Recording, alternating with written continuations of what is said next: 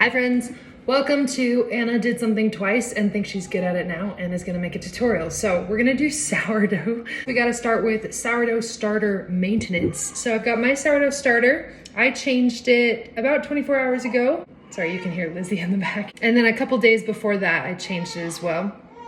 You can see it's grown in size. The rubber band marks where it was yesterday. I like to change my jar every couple of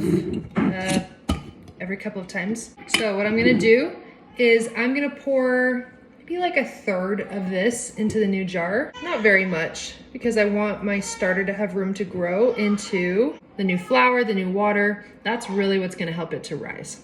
So I'm gonna get rid of the rest of this. That's why splitting a starter is so easy. I've got a bunch of mixed flours in this. My husband made a concoction. This is just gonna help it with the bacteria. You don't have to do this, I don't think. I don't really know, I just do it because I have so much of this flour. And then you always want to use whatever flour you're going to use in your bread.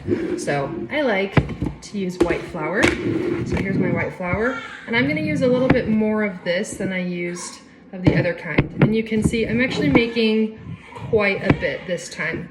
That's because I want to make 2 loaves. Then I'm going to add water. You want to make sure that whatever water you use has been filtered or has been sitting out for a little bit. That's because some of the chlorine and other chemicals in tap water can actually damage your starter. When you do it, you want to make sure that it is about the consistency of peanut butter, maybe a little thinner. Tune in for bread making next.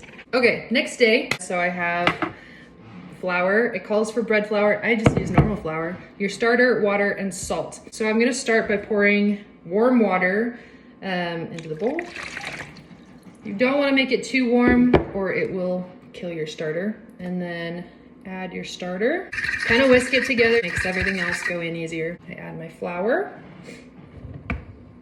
Calls for salt. You wanna make sure you add salt because if you skip this step, you basically just made a giant bowl of starter. So make sure you add your salt. Then you just want to mix it together. I like to use my hands because I'm going to get my hand in there eventually, so I might as well. So now I'm all done mixing it together.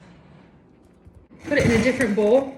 And once it's in there, I'm going to do my first stretch and fold. So you just stretch and fold it, kind of go around in a circle. Do your best. And you'll do this once every like 20 to 30 minutes. A couple times, so for a few hours. You want to make sure that you're going to be home, not doing anything too crazy. All right, it's been a few hours, and sorry, you can hear Lizzie. It's been a few hours. I've done a couple stretch and pulls. I'm gonna do my last one right now before going to bed. You can see that it's pretty solid now. It takes a lot of energy to stretch it. It's kind of my workout for the day. And with that, we're gonna go to bed. All right, 14 hours later, this is what my dough looks like now. I'm kind of peeling it out. Not featured was me having to peel off the top that had kind of dried and crusted over. Genuinely, I don't know how to keep that from happening. So if anyone has any tips, please let me know. If you know something I don't, share.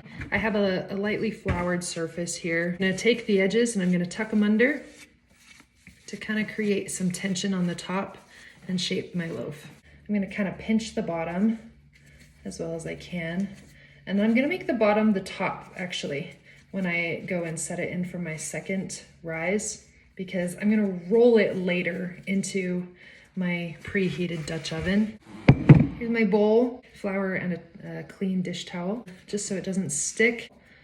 I'm gonna then stick that in there. I'm gonna try to kind of pinch the top. I'm gonna fold this over, again, having no idea how to keep that from drying out. Okay, fresh out of the oven, has been rising for a while. I'm just gonna kind of roll it in there. I'm gonna stick this in the oven, put the lid on, and hope for the best. Just took the lid off. Here's how it's looking. Okay, it's all done now. Here's what it looks like on the flip side.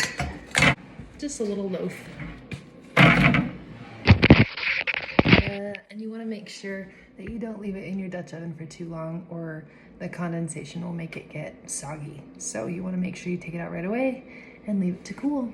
Now that it's cooled, I'm gonna cut into it.